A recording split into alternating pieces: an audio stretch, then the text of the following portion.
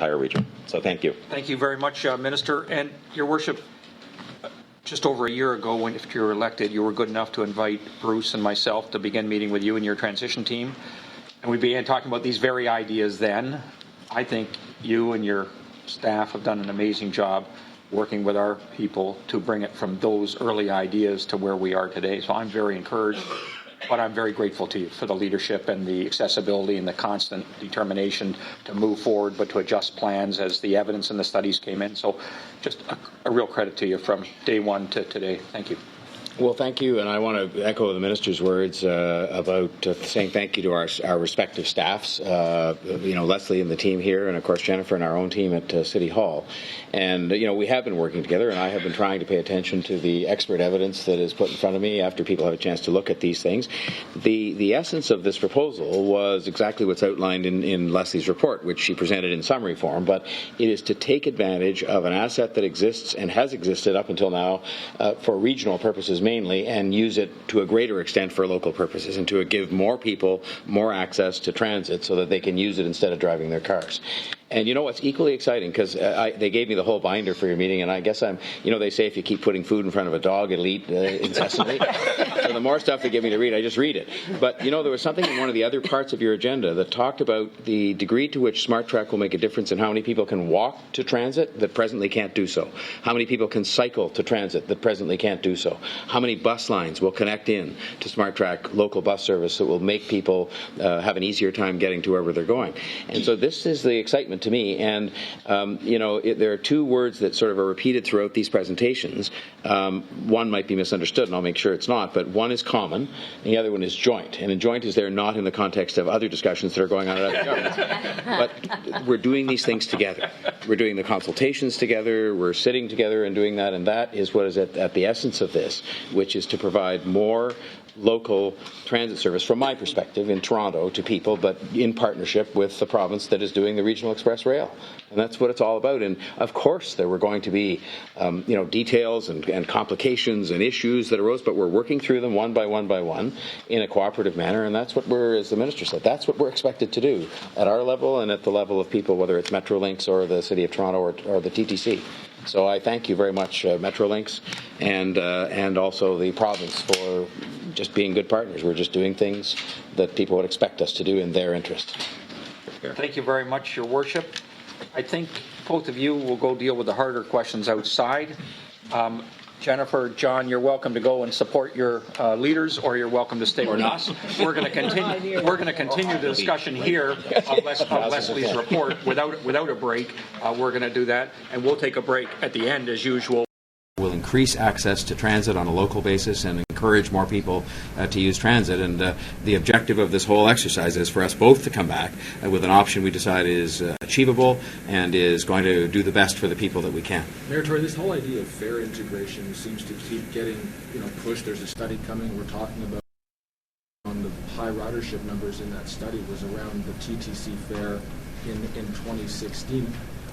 Won't the fare that we end up with be a long way from that? I don't know if you had access. I think it was in the public part of the agenda, but it talked about the different models that were under consideration for fare integration. And you can see from looking at those, there's a wide range of options that are being considered by us together, by Metrolinx, by the provincial, by the provincial government, by us. I think the TTC is involved in these discussions. And so on something that obviously would have to take into account things like how you price regional express rail and SmartTrack within the context of the TTC. You can't really answer that question, but the objective remains the same, which is to have a TTC fare be the fare that one pays to get on SmartTrack, so that you would have, in fact, a choice of using that or using the existing TTC to go places. And it's a work in progress, and it's under active study, as it has been for some time. But I know there is progress being made to the point where there are 4 or 5 models now they've put forward, but they're quite different from one another. And that's the challenge we have in front of us, all of us, the boards and the politicians, to make decisions on that, which we'll do in due course. When it comes to the goal electrification, you're saying inside that the full electrification likely would be completed until 2024. Does that interfere with the SmartTrack timeline at all? Is 2021 still possible for I think the gentleman who answered the question was very clear in saying that it would be done on I wrote it down because I knew you might ask me, that it would be done on a progressive, I think he used the word progressive basis, meaning there would not be, as he described it, a big bang any given day when the whole thing would be turned on. And so certainly I'll be pushing because I have an obvious interest in terms of getting this more local service available to people as soon as possible.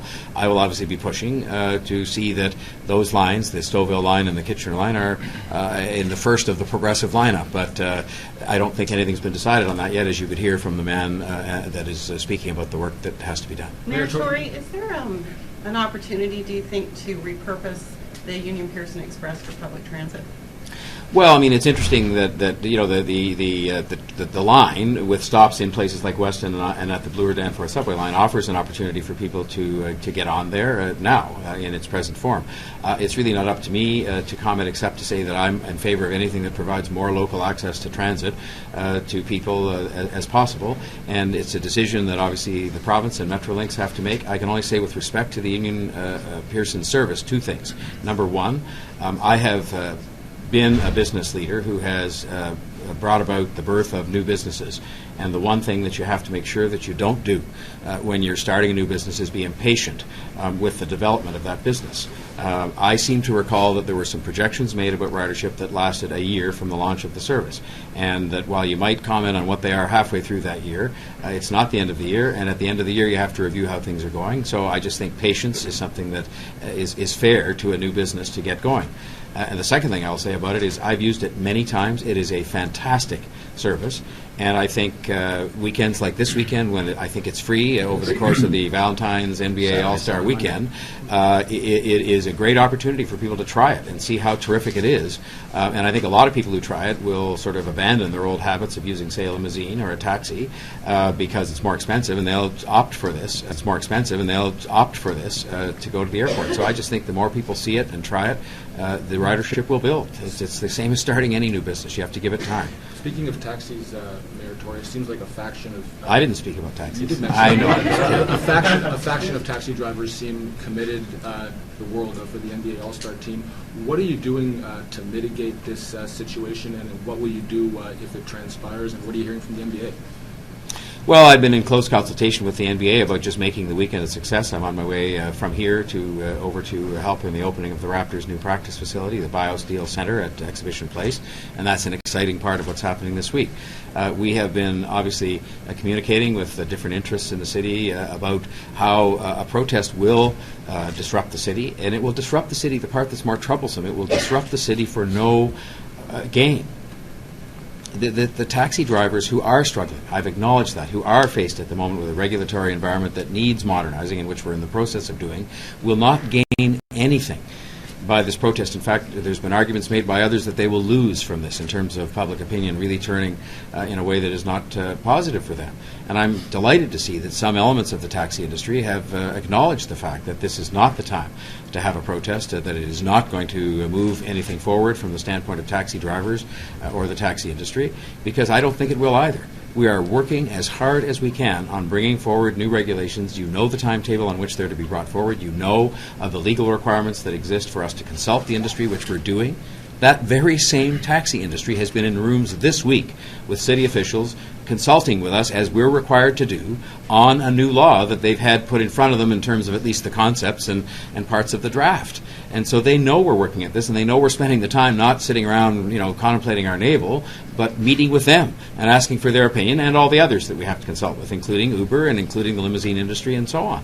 And so that's what we're doing, and I just hope that cooler heads prevail. I'm led to believe that there are substantial portions of the taxi industry that have adopted what I consider to be a more sensible, practical approach, which is to say that this kind of a protest won't achieve anything other than to disrupt the traveling public, disrupt the NBA All-Star Weekend, and not advance the timetable for modernization of regulations by 1 minute. Can police shut it down? Would you like to see Toronto police shut it down? Is that even possible? I can't comment on what the police can or can't do. They make their own decisions in that regard. They exist, of course, to enforce the law. law, but they do that within their own discretion.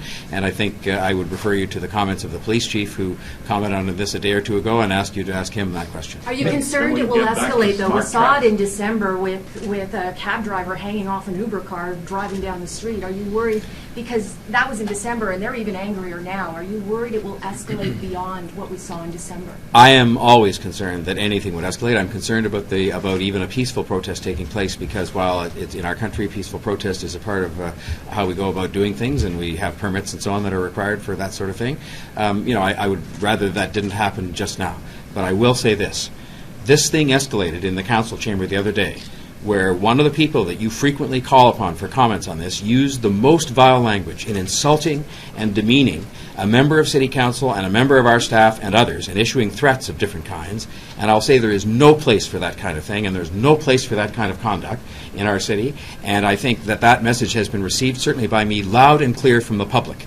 And that is why I say when you have people conducting themselves in that manner and saying they're going to do something to interfere with the city going about its business to no purpose, that is the kind of conduct I think that is hurting the cab industry, that I'm trying to help right now, and that so are the members of City Council and so are our staff. But there is no place for that kind of language and that kind of conduct. It's a disgrace, and it was a disgrace, and it continues to be a disgrace.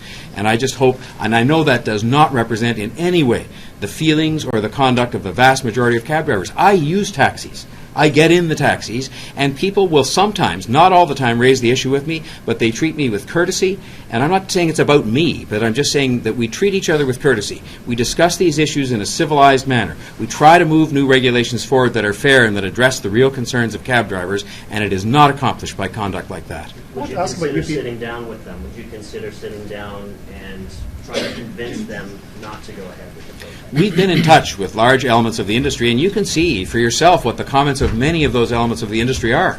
I mean, Beck Taxi, I commend them on the fact they've issued a statement saying, we don't think this is the way to go about this. This is not going to advance the interests of the taxi industry, and we would appreciate it if our members did not participate in any such event. That, to me, is a responsible approach that actually speaks the truth. But it is some other people that are conducting